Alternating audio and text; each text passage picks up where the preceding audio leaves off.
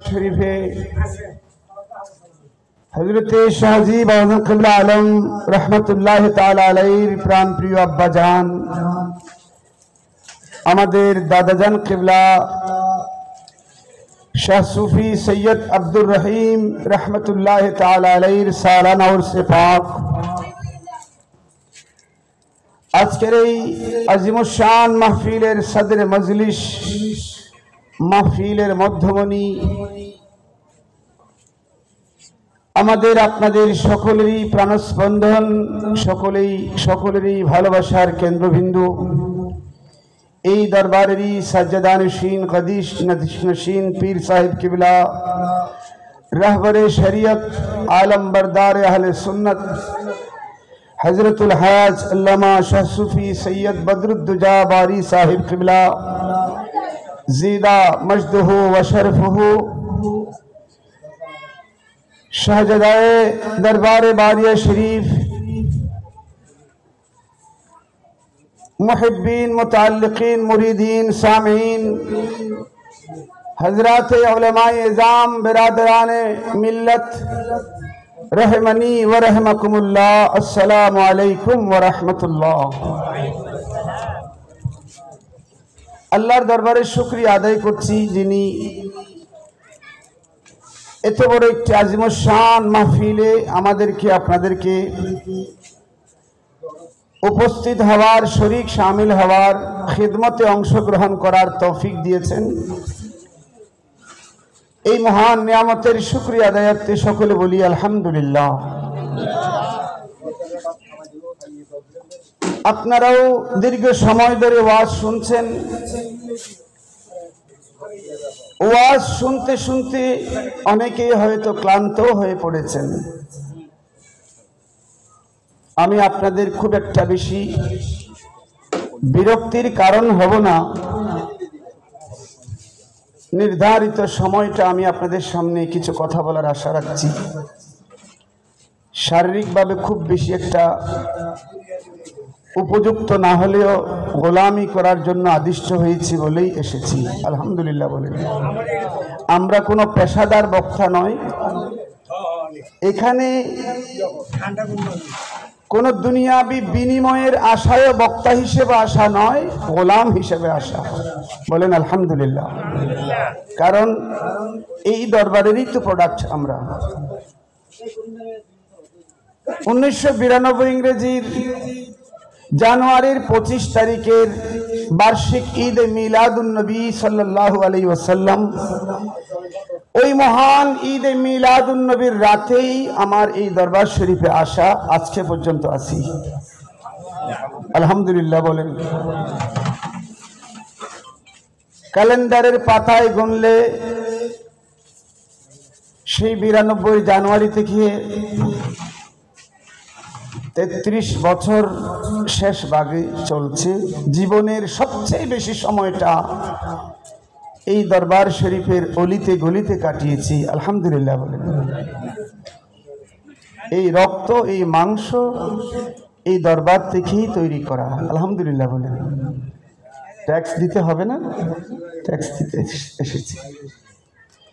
শুধু একটা মেসেজ আপনাদেরকে দিতে এসেছি, যেই জায়গায় বসেছেন নিঃসন্দেহে এটা আল্লাহর ওলির দরবার, এটা জান্নাতের একটি বাগানের টুকরা। জোরে বলুন সুবহানাল্লাহ।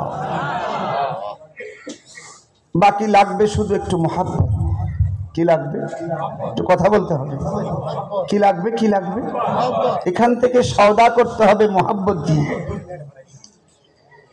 আল্লাহর ওলির দরবার থেকে যদি কিছু নিতে চান, আপনি পকেট ভরা টাকা নিয়ে আসবেন তা নয়, আপনি মন ভরা মুহাব্বত নিয়ে আসবেন। এই জন্য মুহাব্বতের কথা বলেছি, কারণ যিনি আল্লাহর ওলি হয়েছেন তিনি আল্লাহর ওলি হয়েছেন মুহাব্বত দিয়ে। কথা বলতে হবে কি দিয়ে? আরে জোরে বলেন একটু। এগুলো কি বাজারে কিনে পাওয়া যাবে? বাজার থেকে কোনো কিছু সওদা করে ওলি হওয়া যায় না। কোন প্রতিষ্ঠান থেকে ডিগ্রি নিয়ে সার্টিফিকেট নিয়ে ওলি হওয়া যায় না। কারো কাছ থেকে একটা কাগজ নিয়ে সাজ্জাদানসীন গদিনসীন হওয়া যায় না। কারো কাছ থেকে একটা কাগজের লেখা সিগনেচার নিয়ে বেলায়েতের পাওয়ার পাওয়া যায় না। এই নিয়ামত পাওয়ার জন্য মুহাব্বত দিয়ে সওদা করতে হয়। জোরে বলুন সুবহানাল্লাহ। কি দিয়ে? মুহাব্বত। যে যা পেয়েছেন মুহাব্বত দিয়েই পেয়েছেন। আম্বিয়া কিরাম আলাইহিমুস সালাতু ওয়াস সালাম জীবনভর যত কষ্ট করেছেন,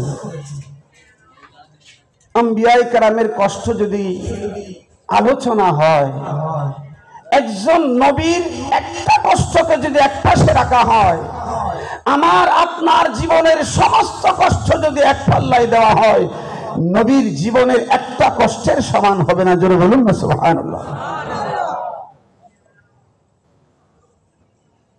এক একজন নবীকে যে কষ্ট দেওয়া হয়েছিল,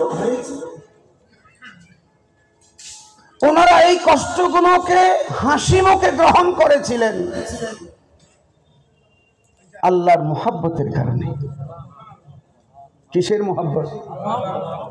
ইব্রাহিম আলাইহিস সালামকে নমরুদ অগ্নিকুণ্ডের মধ্যে ফেলছিল। তাকে ফেলার আগে যখন একেবারে সবকিছু রেডি হয়ে গেল, তখন এই ফেলবে কিছুক্ষণ পরেই তাকে ফেলা হবে অগ্নিকুণ্ডে, এমন সময় জিবরাইল আলাইহিস সালাম এসে গেলেন। বলেন তো জিবরাইলের পাওয়ার কম না বেশি? জোরে বলেন না একটু। জিবরাইলকে যেই 600 পাখা আল্লাহ দান করেছিলেন, এখান থেকে 2টা পাখা ছড়ালে পরে এই 2টা পাখা দিয়ে পৃথিবীর পূর্ব আর পশ্চিম পুরোটা ঢেকে যেত। জোরে বলুন সুবহানাল্লাহ। এরকম কয়শো পাখা?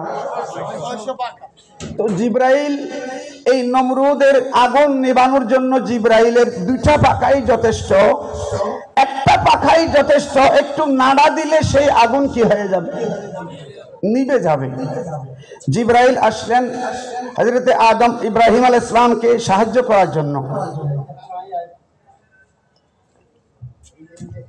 বললেন, আপনাকে তো আগুনের কুণ্ডে ফেলা হবে, আমি এসেছি আপনাকে সাহায্য করার জন্য। সুবহানাল্লাহ বলেন। আমরা বিপদে পড়লে কারো সাহায্য চাই কি চাই না? কারো বিপদে পড়লে আমরা দৌড়ে যাই, কার দ্বারা আমার এই বিপদ থেকে মুক্তি পাবো।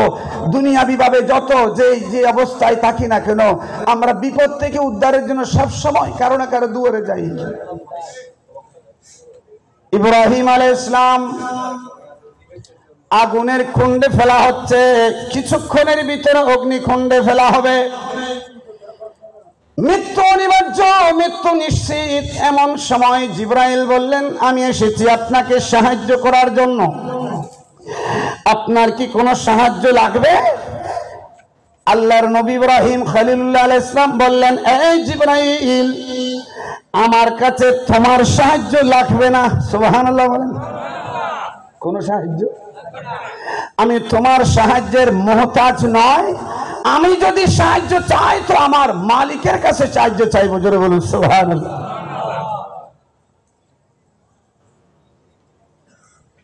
ইব্রাহিম আলাইহিস সালাম আল্লাহকে এত বেশি ভালোবেসেছিলেন, ওনার এত কঠিন সময়ের মধ্যেও আল্লাহ ছাড়া কারো কোনো সাহায্য লাগবে না। আমাকে যদি অগ্নিকুণ্ডে ফেলা হয়, সেটা যদি আমার মৃত্যু হয়, সেই মৃত্যুটাকে হাসি মুখে গ্রহণ করব আমার মওলার মুহাব্বতের কারণে। বড় করে বলুন সুবহানাল্লাহ। এইভাবে করে সকল নবী রাসূল আলাইহিমুস সালাম, হযরত ইউনূস আলাইহিস সালাম পানির মধ্যে মাছ গিলে ফেলেছে। মাছের অন্ধকার, পেটের অন্ধকার, পানির অন্ধকার, রাতের অন্ধকার, সব অন্ধকার একসাথে উনি আল্লাহরই সাহায্য চাইলেন। জোরে বলুন সুবহানাল্লাহ।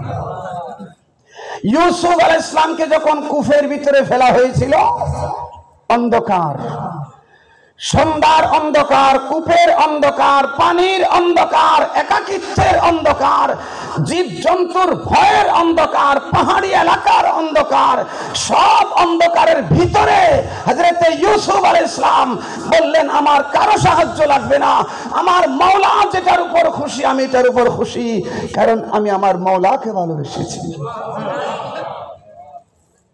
আম্বিয়ায়ে কেরাম, এক একজন নবীর জীবনের এত কঠিন কঠিন কষ্ট, ওনারা এই কষ্টগুলোকে হাসি মুখে বরণ করেছিলেন কিসের কারণে? কথা বলতে হবে, আরো জোরে বলতে হবে। কার মহব্বত? আমাদের নবীর উপর এইভাবে কঠিন কঠিন অত্যাচার নির্যাতন এসেছিল, আমার নবী এই সমস্ত কঠিন নির্যাতন সহ্য করেছিলেন কার মহব্বতে? আউলিয়ায়ে কেরাম, আম্বিয়ায়ে কেরামের উত্তরসূরি। এই জন্য আম্বিয়ায়ে কেরাম আলাইহিস সালাম, আল্লাহ তাদেরকে সবচেয়ে বেশি কষ্ট দিয়েছেন। তাদের পরবর্তী যারা নবীদের উত্তরসূরি, যারা আম্বিয়ায়ে কেরামের ওয়ারিস, যারা আউলিয়ায়ে কেরাম, যারা কিয়ামত পর্যন্ত আল্লাহর ওলি যারা হবেন, তারাও এরকম কঠিন অত্যাচার নির্যাতন হাসি মুখে গ্রহণ করবেন মাওলার মহব্বতের কারণে। আমি শুরু করেছি যে দরবার শরীফের সদা হয় কি দিয়ে? জোরে বলতে হবে একটু। এই মোহাব্বত নিয়ে এসে দরবার থেকে ফয়েজ নিয়ামত নিতে হবে। আল্লাহ আমাদেরকে সে নিয়ামত দান করুন। সালাতুন ইয়া রাসূলুল্লাহ আলাইকুম সালামুন ওয়া সাল্লাল্লাহু আলা নূরিন के दो शुदो नूर पैदा जमी अज हुब उसाकिन फलक दर इश्क शैदा सारा दुनिया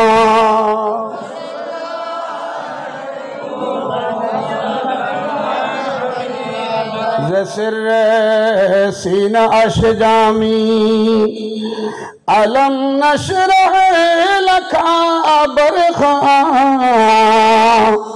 ज़मेराजश चबरखानी के सुबहान अल्लज़ी असरा साला दुनिया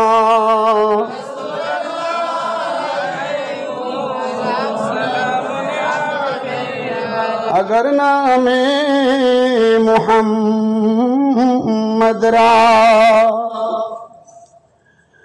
नया वर्द शफी आदमो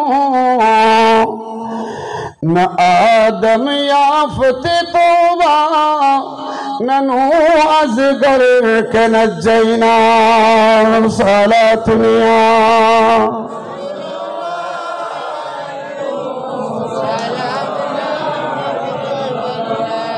ईमानदारेर अंतरे मुहब्बत থাকতে হয়, কারণ ঈমানের মূল হলো মুহাব্বত। ঈমানের মূল কি? এটা আমার নবীর ঘোষণা। قال رسول الله صلى الله عليه وسلم لا ঈমান লিমান লা মুহাব্বত লাহু লা ঈমান লিমান লা মুহাব্বত লাহু। ঈমানের মূল হলো মুহাব্বত। لا يؤمن أحدكم حتى أكون أحب إليه من والده وولده والناس أجمعين। সে ততক্ষণ ঈমানদার হবে না যতক্ষণ তার কাছে আমি রাসূল তার নিজের জানের চাইতে, তার মা বাবার চাইতে, তার সন্তান সন্ততির চাইতে, তার সব কিছুর চাইতে আমি রাসূল সবচেয়ে বেশি মুহাব্বতের না হব, সে ততক্ষণ ঈমানদার হবে না। জোরে বলুন সুবহানাল্লাহ। এজন্য মনে রাখবেন, ঈমানদারের ভিতরে যে সবচেয়ে বড় যোগ্যতা লাগবে সেটা হলো মুহাব্বত। সেটা কি? মুহাব্বত। এই মুহাব্বতের ডিগ্রিতে যে যত উপরে যাবে তার মর্যাদা তত বেশি উপরে হবে। বান্দা হিসাবে যে বান্দার অন্তরে আল্লাহর সবচেয়ে বেশি মুহাব্বত থাকবে, যার অন্তরের মধ্যে আল্লাহর মুহাব্বত সবচেয়ে বেশি থাকবে, ওই বান্দার দাম উপরে থাকবে। ওই বান্দার গ্রেড উপরে হবে, ওই বান্দার দরজাত উপরে হবে। সে হোক রিকশাওয়ালা, সে হোক দিনমজুর, সেই কুলি মজুর, সে শিক্ষিত, সে অশিক্ষিত, সে আলেম নয়, এগুলো ব্যাপার নয়। যেই বান্দার অন্তরের মধ্যে আল্লাহর মুহাব্বত সবচেয়ে বেশি থাকবে, ওই বান্দা আল্লাহর কাছে সবচেয়ে দামি হয়ে যাবে। আউলিয়ায়ে কেরাম যারা হয়েছেন, তারা আল্লাহর ওলি হয়েছেন এই মুহাব্বত দিয়ে। বলেন না কি দিয়ে? আর জোরে বলতে হবে কি দিয়ে? রিয়াজত আছে, সাধনা আছে, দান সাদকা খয়রাত জিকির আজকার ইবাদত বندگی এগুলো ওনাদের মধ্যে ছিল। এগুলো দিয়ে আল্লাহকে রাজি খুশি করেন নাই, মাওলা রাজি হয়েছেন অন্তর দিয়ে। যখন নিষ্কলুষ ভালোবাসা আল্লাহর জন্য উৎসর্গ করেছে, বান্দা নিজের সব কিছু যখন মাওলার মুহাব্বতে উৎসর্গ করেছে, তো ওই বান্দার উপর মাওলা রাজি হয়ে গিয়েছে। এই জন্য বান্দার অন্তরে যত বেশি আল্লাহর মুহাব্বত তৈরি হবে, সে তত বড় মাপের বান্দা হয়ে যাবে। ওয়াল্লাযিনা আমানু আশাদ্দু হুব্বান লিল্লাহ, আল্লাহর কোরআন বলছে যারা ঈমানদার, আশাদ্দু হুব্বান লিল্লাহ, তারা সব কিছুর চাইতে মাওলাকে বেশি ভালোবাসবে। কাকে বেশি? আল্লাহকে বেশি ভালোবাসবে। এটা আল্লাহর ওলির দরবার। এখানে বড় কষ্ট করে আপনারা এসেছেন, অনেক দূর থেকে গাড়ি ভাড়া দিয়ে, ট্রেন ভাড়া দিয়ে, বিভিন্ন সময় ব্যয় করে কষ্ট করে এসেছেন। এখান থেকে কিছু নিয়ে যান। কি নিয়ে যাবেন? এই তালিম থেকে কিছু জিনিস আপনি ক্যাচ করে নিয়ে যান। এটা কাল সকাল থেকে প্র্যাকটিস শুরু করে দেন, নিয়ামত মিলে যাবে আপনার। আল্লাহ যখন আপনার ভিতরে আল্লাহর মুহাব্বত দেখবেন, তো আল্লাহ আপনাকেও আল্লাহর ওলি হিসেবে, বন্ধু হিসেবে বেছে নেবেন। আল্লাহকে খুশি করার জন্য আগে আপনার ভিতরে আল্লাহর মুহাব্বত নিয়ে আসতে হবে। আউলিয়ায়ে কেরাম আল্লাহর ওলি হয়েছেন আল্লাহর মুহাব্বত দিয়ে। জোরে বলুন না সুবহানাল্লাহ। ইবাদত রিয়াজত আরো বেশিওয়ালা অনেক বান্দা আছে, কিন্তু ওলি হন নাই। কে হন নাই? কেন? রিয়াজত ইবাদত এটা ওলি হওয়ার জন্য শর্ত নয়।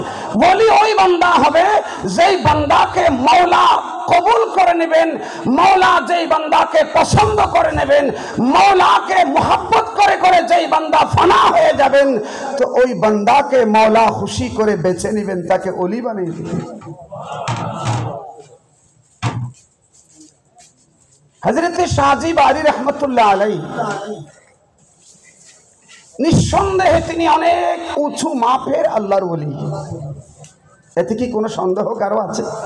আপনারা একটু জোরে আওয়াজ দিয়ে বলেন, কারে কি কোনো? কারণ তিনি আল্লাহর ওলি কিভাবে হয়েছেন? তিনি আল্লাহকে মুহাব্বত করেই ওলি হয়েছেন। আমরা আমাদের আরাম আয়েশের বিলাসিতার যে বাড়ি ঘর, বিলাসবহুল ঘর, আমরা আমাদের আরাম আয়েশের বিছানায় থাকি, ঘুমাই, বাসায় ঘুমাই। আমরা অনেক সময় 5 ওয়াক্ত নামাজটা শুদ্ধ করে পড়ি না, নামাজটা ঠিক মতো পড়ি না। অথচ শাহজি বারি রহমতুল্লাহ আলাইহির জীবন এমন গিয়েছে, পাহাড়ে জঙ্গলে দিন, সপ্তাহ, মাস, বছর এভাবে সময় গিয়েছে। বর্ষা শীত কোন সিজন ভাগ নাই, রোদ আর বৃষ্টি ভাগ নাই, এক সমানভাবে বছরের পর বছর কাটিয়েছেন মওলার মুহাব্বত। আরেকটু জোরে বলেন না। আমরা তো নিজেদের ঘরে 4 রাকাত নফল নামাজ পড়ার সময় পাই না।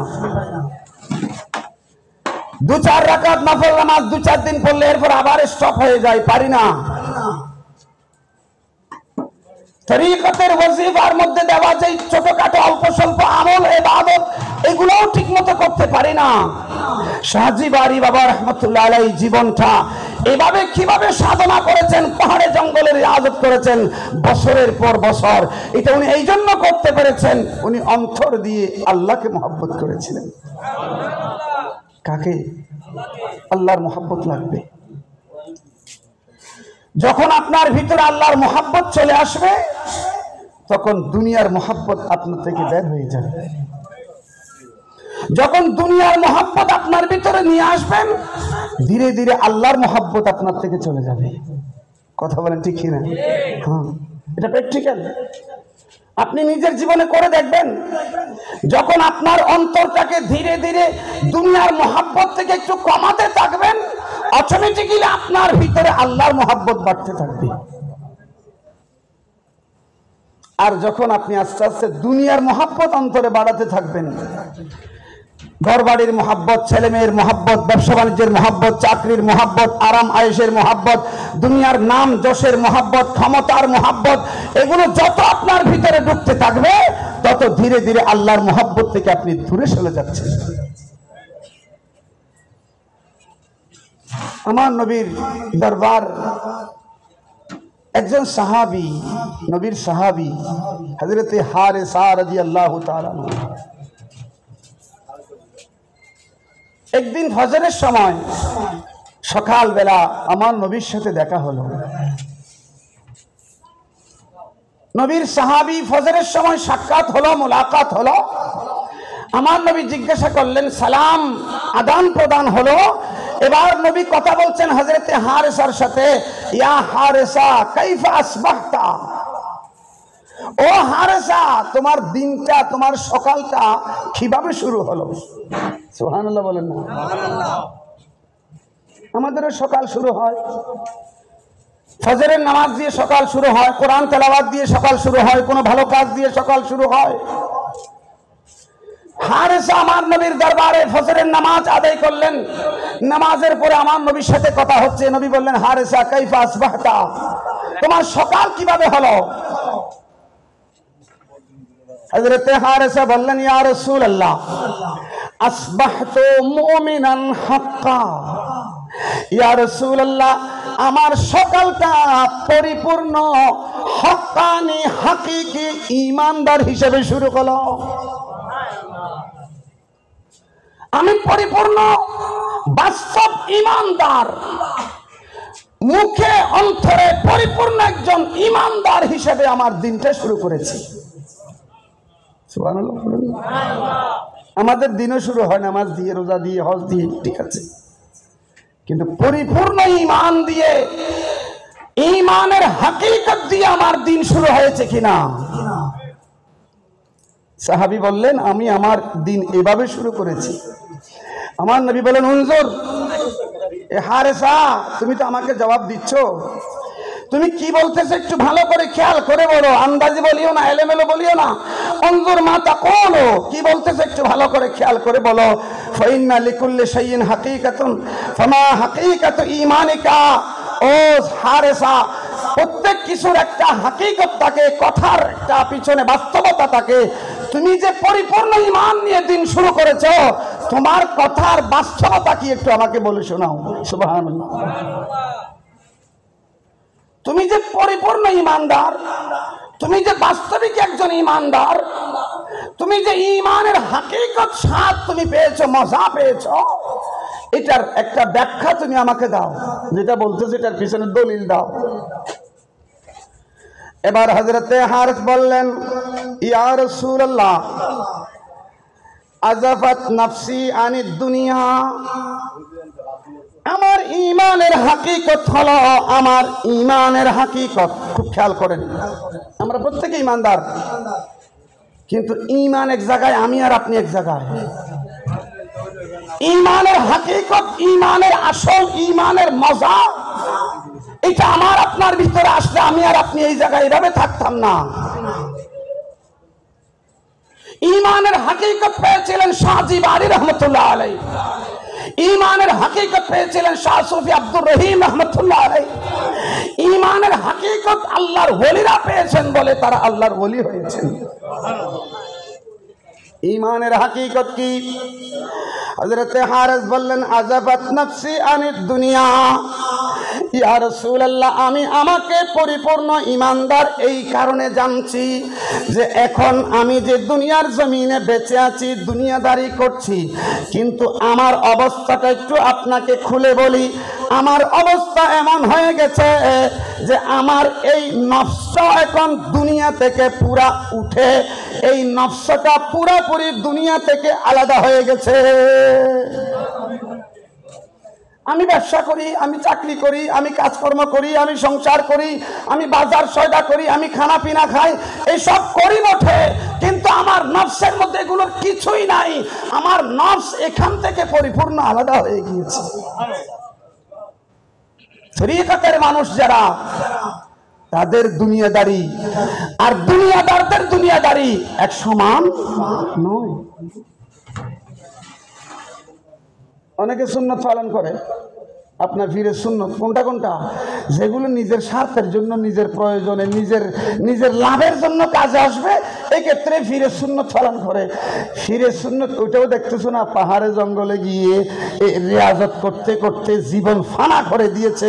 দুনিয়ার মহাব্বত নাই, স্ত্রী পুত্রের মহাব্বত নাই, বাড়িঘরের মহাব্বত নাই, জাগা জমির মহাব্বত নাই, দম দৌলতের মহাব্বত নাই, দুনিয়ার আরাম আয়েশের মহাব্বত নাই, সব ছেড়ে দিয়ে ফানা হয়ে গিয়েছে। ফিরের সুন্নত এটাও একটু পালন করতে হবে। কথা বলেন ঠিক কি? আপনাদের কোনো কষ্ট লাগতেছে? যারা তরিকতপন্থী হয় তারা অন্য 10 জনের মতো হতে পারে না। তারা দুনিয়াদারি করবে, কিন্তু তাদের দুনিয়াদারিটা হবে যতটুকু প্রয়োজন ততটুকু।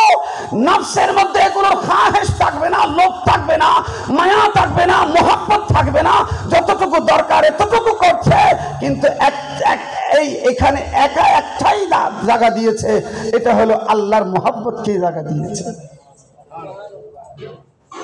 শাহজি বাড়ির পরিবার ছিল, সন্তান সন্ততি ছিল, বাড়ি ঘর ছিল, ওনাদেরকে যতটুকু প্রয়োজন ততটুকুর মধ্যেই সামলে নিয়েছেন, বাকি সব কিছু আল্লাহর মোহাব্বতে দিয়ে দিয়েছেন।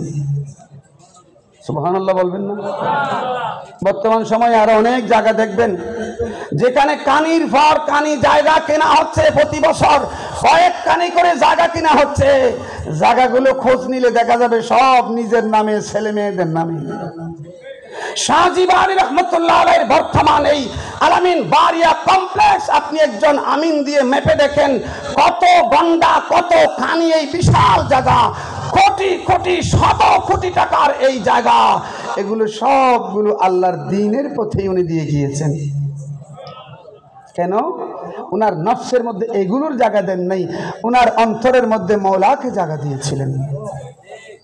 কাকে জায়গা দিয়েছিলেন?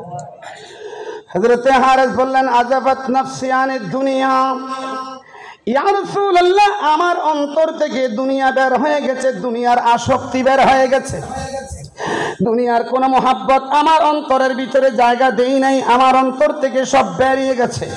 ওয়াসহারতু লিযালিকা লাইলি, ইয়া রাসূলুল্লাহ, আমি আমার দিনটাও কাটাই এভাবে, আমার রাতটাও কাটাই এভাবে, আমি রাতভর জাগ্রত থাকি। সুবহানাল্লাহ বলেন।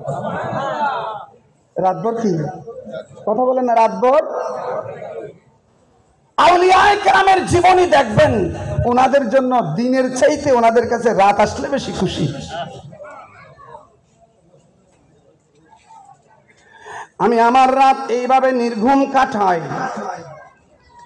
ওয়াজমান্না ইয়া রাসূলুল্লাহ, ওয়াজমান্না নাহারি, আমার ঈমানের হাকিকত হলো আমার ভিতরে যে পরিপূর্ণ বাস্তব ঈমান আছে, এটার প্রমাণ হলো আমার ভিতর থেকে দুনিয়ার আসক্তি চলে গিয়েছে, মায়া মমতা চলে গিয়েছে, যতটুকু দরকার ততটুকু দুনিয়াদারি করি। আমি আমার রাতটা জেগে জেগে কাটাই। সুবহানাল্লাহ বলেন। জেগে মানে কি করে? আমাদের মধ্যে কি মোবাইল কাটেনি? আমরাও তো রাত জেগে জেগে রাত কাটাই। আমাদের রাত কাটে মোবাইলের ভিতরে, মোবাইলের গেম খেলতে খেলতে, বিভিন্ন রকমের প্রোগ্রাম ঘোরাতে ঘোরাতে আমাদের রাত শেষ হয়ে যায়। ফজরের আগে আগে আমাদের ঘুম শুরু হয়, আর আল্লাহর ওলিদের রাত শেষ হয়ে যায় মাওলার সাথে দিদার পাওয়ার জন্য ব্যাকুল হয়ে সিজদায় পড়ে কাঁদতে কাঁদতে শেষ হয়। জোরে বলুন সুবহানাল্লাহ। দরবার শরীফের মধ্যে নাম লিখাইছেন, মুরিদের খাতায় নাম লিখাইছেন, এটাতেই আপনার ডিউটি শেষ হয় নাই। আপনা পীরের সবক পালন করেন, আপনা পীরের নির্দেশনা পালন করেন, যেই ক্লাসে ভর্তি হয়েছেন ওই ক্লাসের সিলেবাস শেষ করেন, আপনা থেকে যথাসময়ে পরীক্ষা নেওয়া হলে পরীক্ষায় পাস করেন, তারপরের ক্লাসে আপনার প্রমোশন হবে। সিলেবাসের পড়ালেখাও নাই, পরীক্ষাও নাই, সেই যে ভর্তি হয়েছিলাম এখনো সেই ক্লাসে, বছরের পর বছর পার হয়ে গেল, জীবন শেষ হয়ে গেল, চুল দাড়ি সাদা হয়ে গেল, এখনো আমার ক্লাস পরিবর্তন করতে পারি নাই। এমন অনেক মুরিদ আছে না নেই? হারাম খাওয়ানোর পরিমাণ আগের থেকে আরো বেশি। সাইনবোর্ড আছে একটা, আমি অমুক, আছে না? এগুলো থেকে ফিরে আসতে হবে। প্রকৃতভাবে যখন আপনার ভিতরে ঈমানের হাকিকত চলে আসবে, আল্লাহর মোহাব্বত চলে আসবে, অটোমেটিক আপনার থেকে দুনিয়ার মোহাব্বত কমতে থাকবে। দুনিয়ার মোহাব্বত যত কমতে থাকবে, গুনাহ নাফরমানি তত কমতে থাকবে। কথা বলেন না? গুনাহ কি জন্য করা হয়? দুনিয়ার মোহাব্বতের কারণে। সংসারের জন্য, ছেলেমেয়ের জন্য, বাড়ি গাড়ির জন্য, ক্ষমতার জন্য, ব্যবসার জন্য, জায়গা সম্পদের জন্য, গাড়ি বিল্ডিং করার জন্য, এগুলোর পিছনে ছুটলেই মানুষ গুনার দিকে ধাবিত হয়। আর আল্লাহর পথের প্রতীক যখন ওগুলোর মোহাব্বত থেকে ফিরে আসে, তখন গুনাহ থেকে ফিরে আসে। জোরে বলুন সুবহানাল্লাহ। হযরত হারেস বললেন, ইয়া রাসূলুল্লাহ, আমার অবস্থা এমন, আমি আমার রাত কাটাই দিই, নির্ঘুম রাত, আমার রাত জেগে জেগে কাটে, আমি সারা রাত ধরে ইবাদত করি। ও আজমান্না নাহারি, আমি আমার দিন, আমি দিন কাটাই পানির পিপাসার্ত অবস্থায়, তার মানে রোজা রাখি। সুবহানাল্লাহ। রাত কাটে ইবাদতে, দিন কাটে রোজায়। বছরে 365 দিনের মধ্যে 5 দিন রোজা রাখা যে হারাম, 354 দিন চন্দ্র বৎসর, এই আরবি মাসগুলোর মধ্যে যে 5 দিন রোজা রাখা হারাম, এই 5 দিন ছাড়া গোটা বছর রোজা, এটা আল্লাহর ওলিদের জন্য। আল্লাহ পাক ওনাদের জন্য এত সহজ করে দিয়েছেন এটা।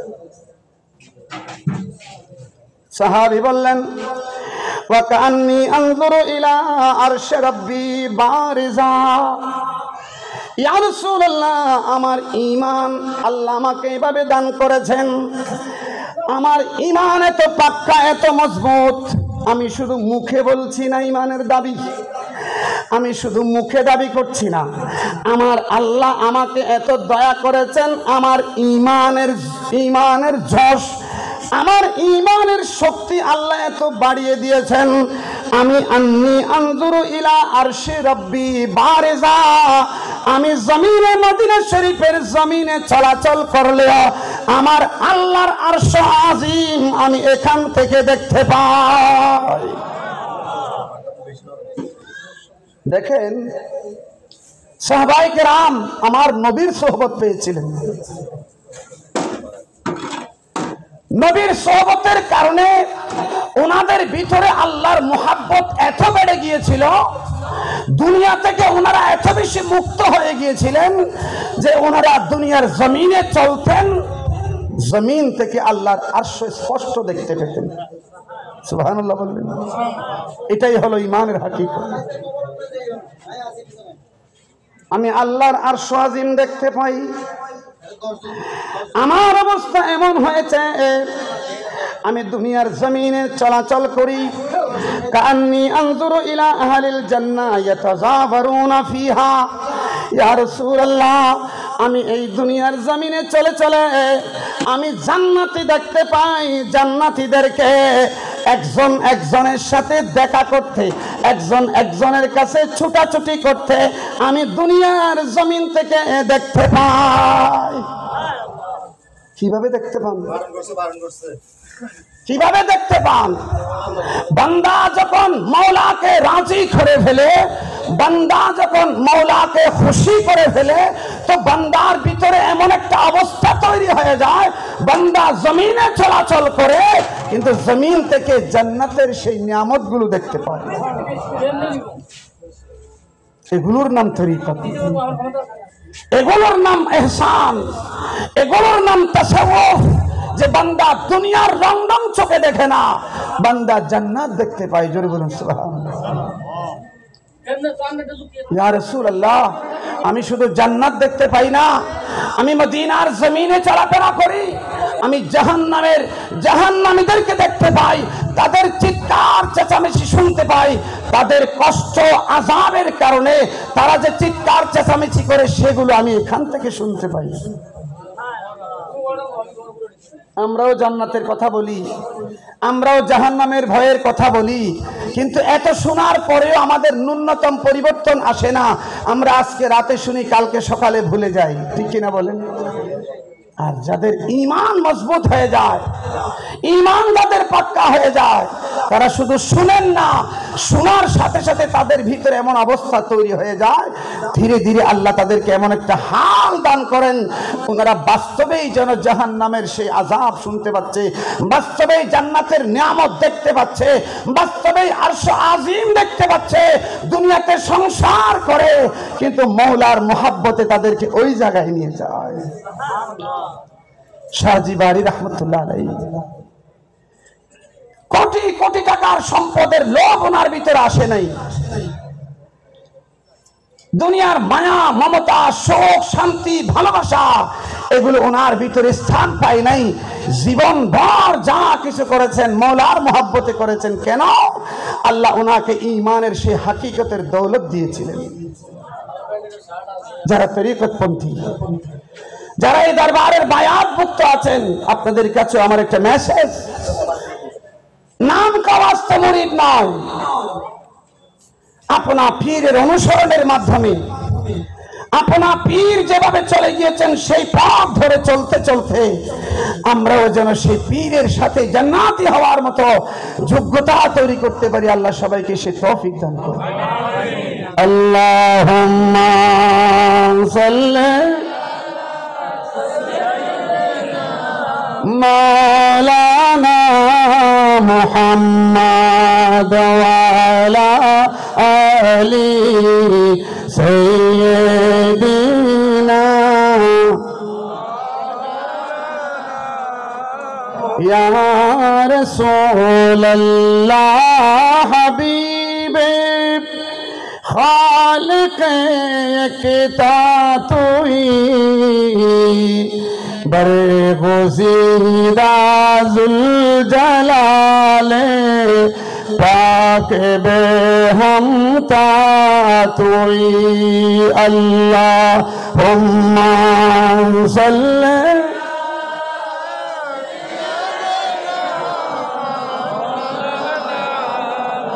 मुहम्मद वाला अली सैय्यद या रसूलल्लाह तुदानी उम्मतानत आजिज़न आजिज़ारा रहनुमाओ जुमला रामावा तुई अल्लाहुम्मा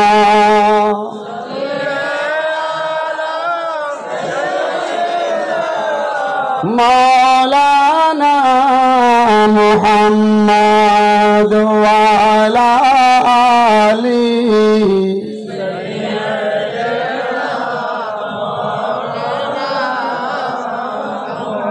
আমার এক নবীর একজন সাহাবী হযরতে মুসআব ইবনে উমাইর, মুসআব ইবনে উমাইর রাদিয়াল্লাহু তাআলা আনহু আমার নবীর সাহাবী।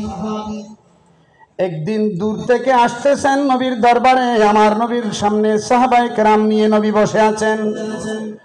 হযরতে মুসআব ইবনে উমাইর নবীর চাবি দূর থেকে যখন আসতেছেন, আমার নবী খেয়াল করলেন চোখ মুবারক, আমার নবীর চোখ পড়ে গেল হযরতে মুসআব ইবনে উমাইরের দিকে। নবী দেখলেন মুসআব ইবনে উমাইর আমার নবীর দরবারের দিকে যখন আসতেছে, ওনার গায়ের মধ্যে কোনো জামা টামা নাই, শুধু একটা চামড়া শুকনা চামড়া ওনার পরনের মধ্যে লুঙ্গি হিসাবে আছে। একটা কি চামড়া, এটা শুকায়ে চাদর বানিয়ে উনি নিজের লুঙ্গি হিসেবে এটা পরে আছেন, গায়ের মধ্যে শুধু এটুকুই আছে। উনি ওইভাবেই আমার নবীর কাছে আসতেছেন হযরতে মুসআব ইবনে উমাইর।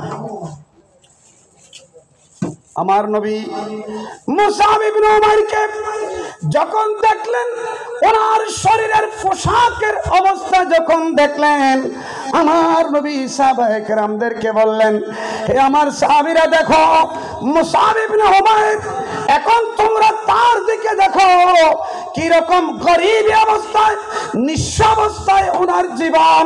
একটা কাপড়, একটা ভালো পোশাক ওনার গায়ের মধ্যে নাই, একটা চামড়া চাদর বানিয়ে লুঙ্গি বানিয়ে পড়ে আছে। অথচ আমি রাসূল মক্কার জমিনে যখন ছিলাম, ওই সময় আমি নিজের চোখে দেখেছি মুসআব ইবনে উমাইর ওনার মা বাবার সাথে ছিলেন। ছোটকালে মুসআব ইবনে উমাইরের আব্বা বড় পয়সাওয়ালা, বড় ব্যবসায়ী, শিল্পপতি ছিল, বড় ধনীর ঘরের সন্তান ছিল। অনেক আদর যত্ন করে লালিত পালিত হতে আমি দেখেছি, উন্নত মানের পোশাক পরতে দেখেছি, দামি দামি খানা খেতে আমি মুসআব ইবনে উমাইরকে দেখেছি। আর আজকে আল্লাহ এবং রাসূলকে মহব্বত করার কারণে সব কিছু কুরবান করে এই অবস্থায় চলে এসেছে মাওলাকে খুশি করার জন্য।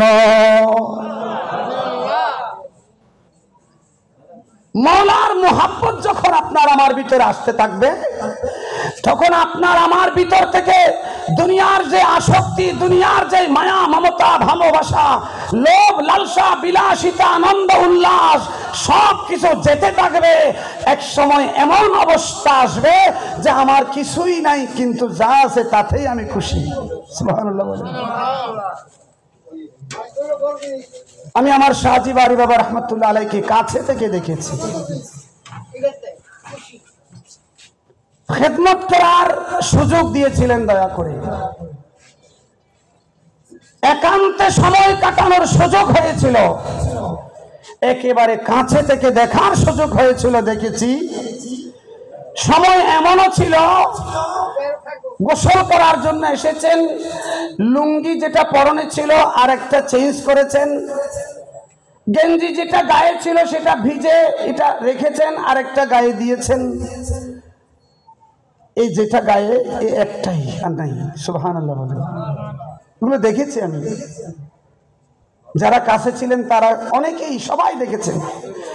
এমনও ছিল যে এই গেঞ্জি দুটা, আমি আমার জীবনের একটা ঘটনা বলি। একদিন বাবা যেই গেঞ্জিটা গোসল করে পরে বাবা রুমে গেলেন, হুজরা শরীফে গেলেন, বাবা বসলেন, বসে কথা হচ্ছে, আমরা কথা বলতেছি, এমন সময় হঠাৎ আমাদের চোখ পড়লো যে বাবার গেঞ্জি যেটা গায়ে দেওয়া আছে, গেঞ্জিটার এই জায়গায় একটু ছিঁড়ে গিয়েছে, সেলাই খুলে গিয়েছে। গেঞ্জি সেলাই খুলে যায় না অনেক সময়, সেলাই খুলে গিয়েছে। তো বাবা আপনার এই গেঞ্জিটা তো একটু দিকে ছিঁড়ে গিয়েছে, সেলাই খুলে গিয়েছে, তো ছেঁড়া গেঞ্জি গায়ে দেওয়া তো ঠিক না, সুতরাং আরেকটা গেঞ্জি গায়ে দেওয়া দরকার। বাবা বললেন, হ্যাঁ এটা তো এদিকে ছিঁড়ে গেছে, দেখি এটা তো ছিঁড়া গেঞ্জি পরা ঠিক না। বাবা দেখো তো আরেকটা গেঞ্জি নাও তো, এটা একটু চেঞ্জ করে ফেলি। আলনায় গিয়ে দেখি সেখানে আরেকটা দ্বিতীয় গেঞ্জি নাই, আলমিরা খুলে দেখি সেখানে আরেকটা দ্বিতীয় গেঞ্জি নাই। অথচ একদিন আগেও দুদিন আগেও হয়তো গেঞ্জিও ছিল, লুঙ্গিও ছিল, এগুলো আজকে নাই। কেন? কোনো না কোনো আশেক ভক্ত যাকে দেওয়া প্রয়োজন মনে করেছেন, নীরবে তাকে দিয়ে দিয়েছেন। জোরে বলুন সুবহানাল্লাহ। আশেক ভক্তরা মোহাব্বত করে বাবাজান কেবলার হাতে দিতেন হাদিয়া, যে যা মন চায় তৌফিক অনুসারে। দেখেছি বাবাজান কেবলা এদিকে নিয়েছেন, নিতে দেখেছি, কিন্তু সেগুলো দিতে দেখি নেই। এমন নীরবে গোপনে তিনি দান করতেন। দুইজন একসাথে থাকলেও একজনের হাতে দিয়েছেন, আরেকজন জানে না, ওই জনের হাতে দিয়েছেন, এইজন জানে না। বড় করে বলুন সুবহানাল্লাহ। কেন? তিনি যা করতেন মওলার মোহাব্বতে করতেন। ওনার থেকে খেয়ে ওনার বদনাম করতেন, ওনার খেয়ে ওনার বদনাম করতেন। কিন্তু বাবাজান বলতেন, আমি তো আমার নাম করার জন্য, আমার ক্যাম্পাস করার জন্য দিই নাই, তো আমার বদনাম করলো আমি দিব, আমার নাম করলেও দিব। আমি তো তার নাম আর বদনামের জন্য দেই নাই, আমি তো দিয়েছি আমার মওলাকে রাজি করতে।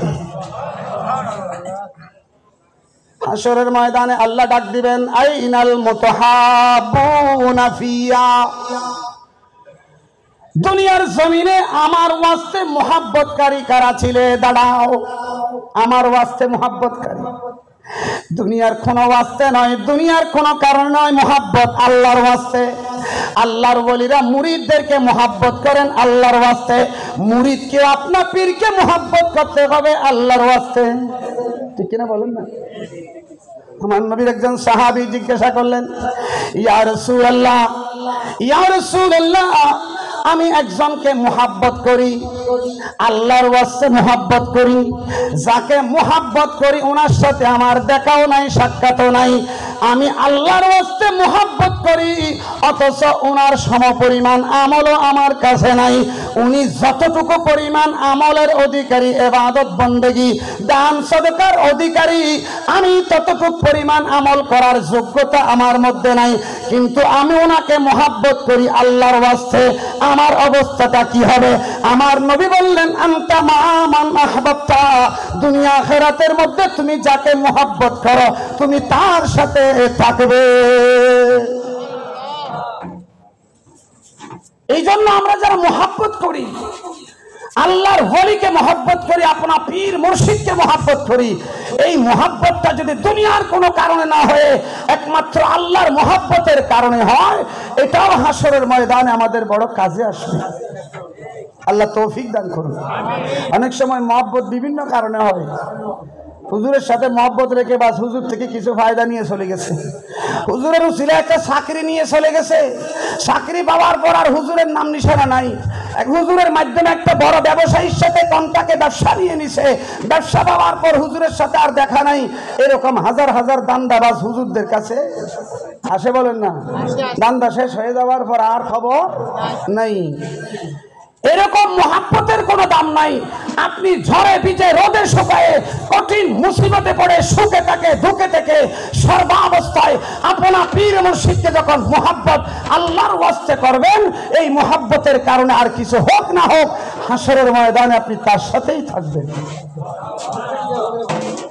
বাবা বারিশাকে মোহাব্বত করেছে আল্লাহর ওয়াস্তে, বাবা বারিশার রিয়াজত করেছেন এত বছর, আমরা সেই রিয়াজত করতে পারি না। বাবা বারিশা দান সদকা করেছেন কোটি কোটি টাকার, আমরা সেটা করতে পারি না। বাবা বারিশা শত শত মানুষকে আল্লাহর ঘরের হজ করাইছেন, আমরা সেটা পারি না। ওনার ওই পরিমাণ আমল করার আমাদের ক্ষমতা নাই, যোগ্যতা নাই, কিন্তু মোহাব্বত করেছে আল্লাহর ওয়াস্তে। এই মোহাব্বতেরও কি আছে দাম? এই জন্য আশেক মুরিদ যারা, তাদেরকে এটা মাথায় রাখতে হবে। কঠিন কঠিন পরীক্ষা আপনার আমার জন্য আসবে, ব্যবসার মধ্যে লস হবে, চাকরি চলে যাবে, বেকার হয়ে যাব, হাজারো কঠিন বিপদ আসলেও মুহাব্বত যদি ঠিক থাকে আল্লাহ আবার আপনাকে উঠিয়ে নেবেন। জোরে বলুন সুবহানাল্লাহ।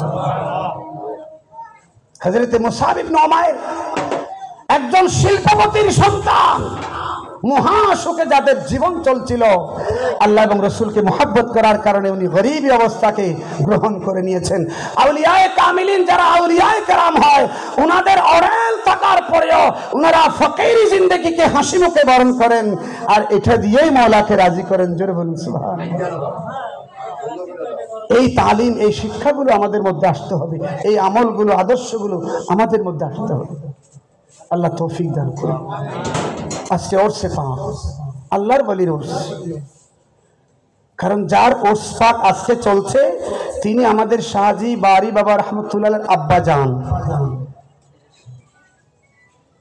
আমি একটু আগে বলেছিলাম, ওলি হওয়ার জন্য সার্টিফিকেট নয়, ওলি হওয়ার জন্য মুরিদ থাকা নয়, ওলি হওয়ার জন্য ওরস হওয়া নয়, ওলি হওয়ার জন্য সাইনবোর্ড ক্যানভাস হওয়া নয়, ওলি হওয়ার জন্য দরকার তার উপর আল্লাহ রাজি হওয়া।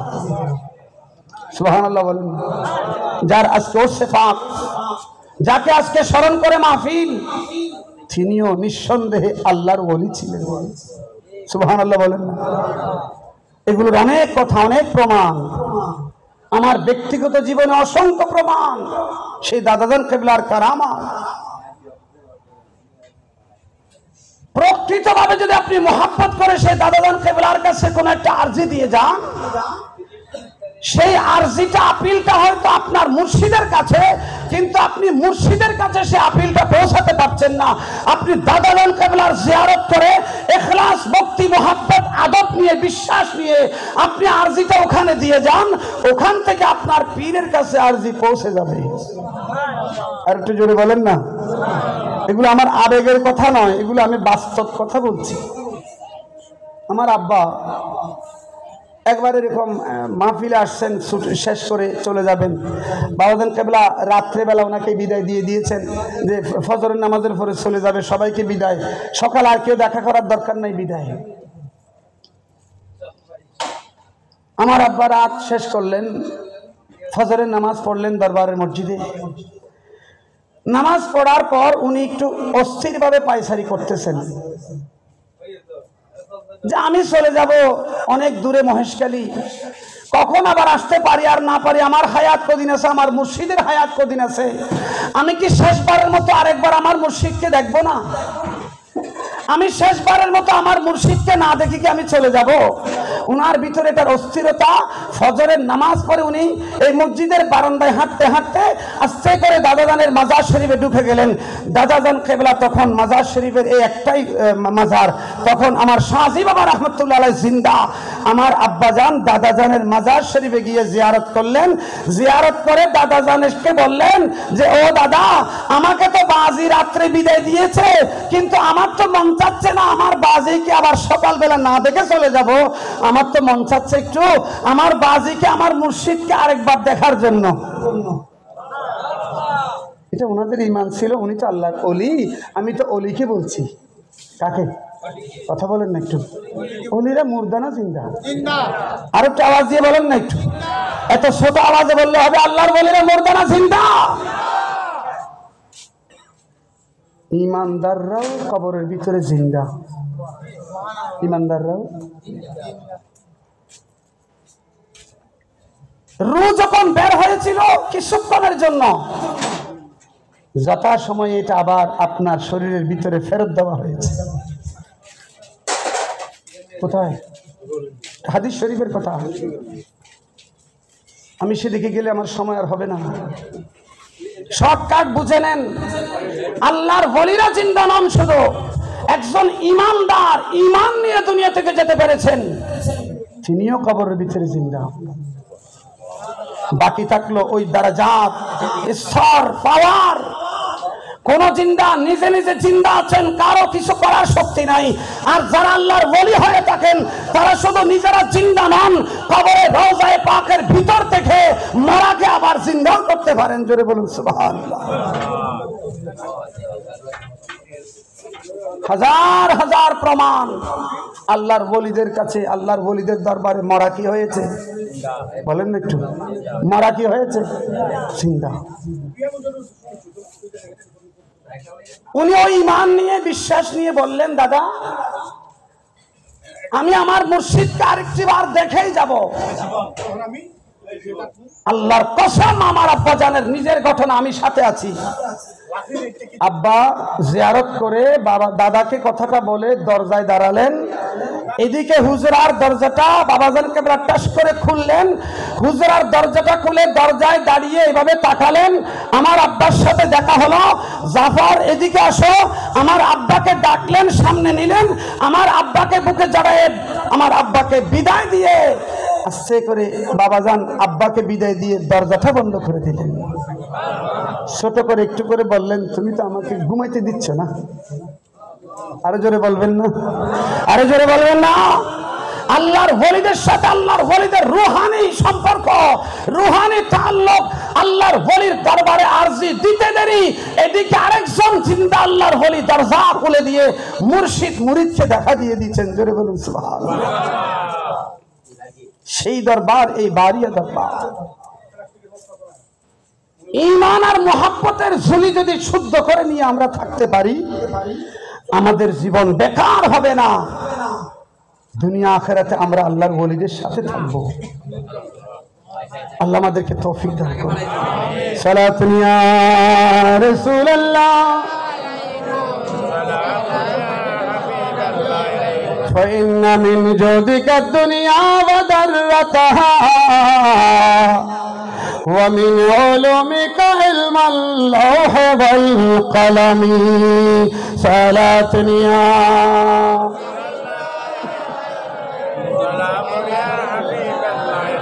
فاق النبيين في خلق وفي خلق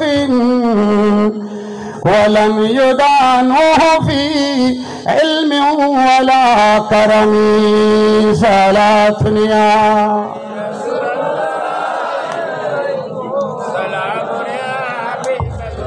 نبينا الآمر الناهي فلا أحد أبر في قول لا منه ولا نعم صلاة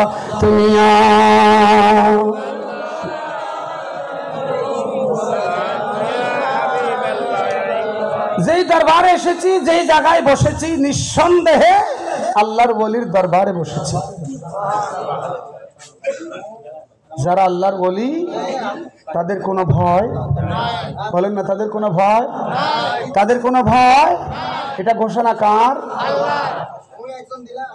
এই জন্য আমরা দেখেছি শাহজি বারী বাবা রহমতুল্লাহ আলাইহির জীবনে উনি দুনিয়ার কাউকে ভয় করতেন না।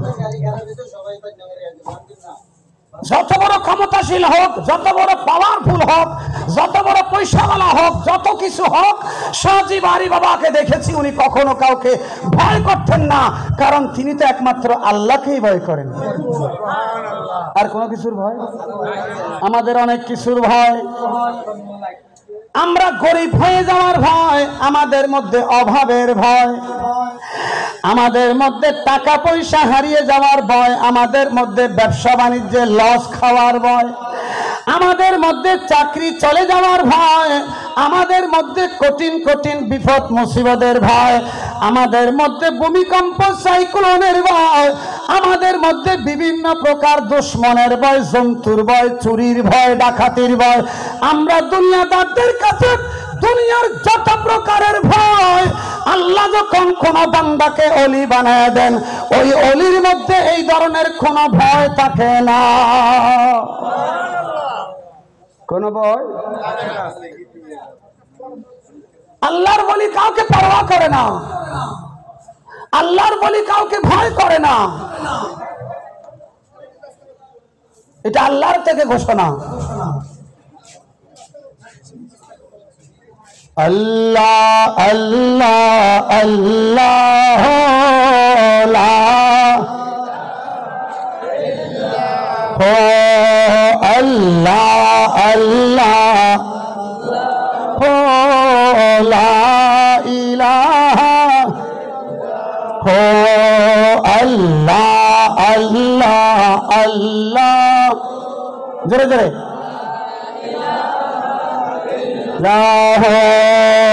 আল্লাহ আল্লাহ আল্লাহ হো লা হো আল্লাহ আল্লাহ।